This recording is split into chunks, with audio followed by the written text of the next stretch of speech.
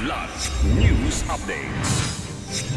Mga balita ngayon, PBBM VP Sara Duterte at ilang senatoriable candidates maagang bumoto. 47 million pesos na halaga ng shabu na samsam sa Lapu-Lapu City, Cebu. High value target arestado.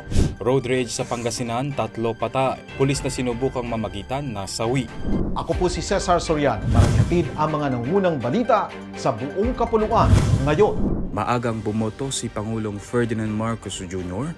at iba pang matataas na opisyal at mga kandidato para sa 2025 midterm elections ngayong araw.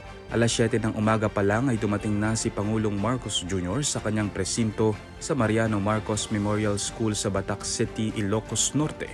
Kasama ang ilang miyembro ng kanyang pamilya, kabilang na si dating First Lady Imelda Marcos. Matapos bumoto ay agad ding umalis ang Pangulo at hindi na nagpaunlak ng panayam sa media.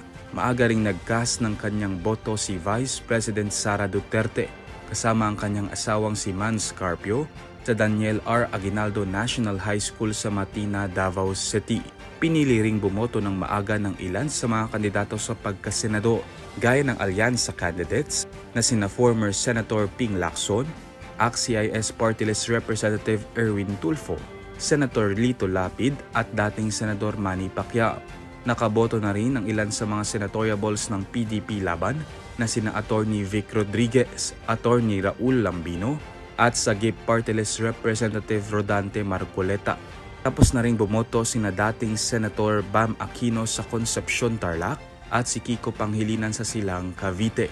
Magtatagal hanggang alas 7 ng gabi ang botohan ngayong araw.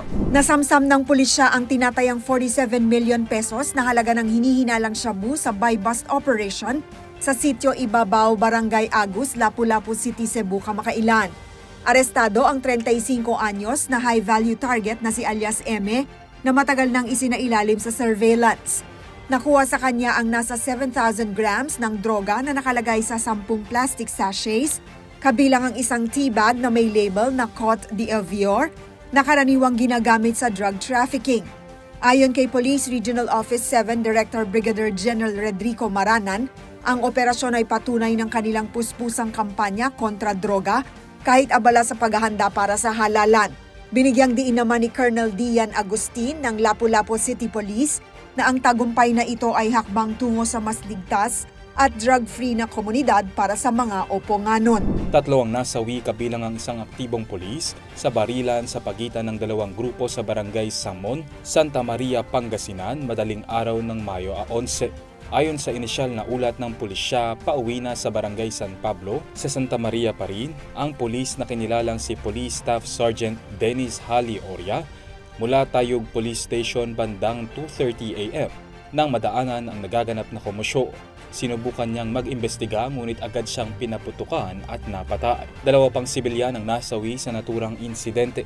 Nabatid na ang 2 grupo sakay ng magkaibang sasakyan ay nagtalo sa makitid na kalsada hanggang sa nauwi ito sa putukan. Arestado ang 3 suspect kabilang ang isang retiradong miyembro ng Philippine Navy, isang taga-Asingan at isa pang mula Baliwag, Bulacan. Na-recover sa lugar ang 4 na baril at ang sasakyang kinamit ng mga suspect. Ako po si Cesar Sorian, kasama nyo sa bawat pagputok ng balita.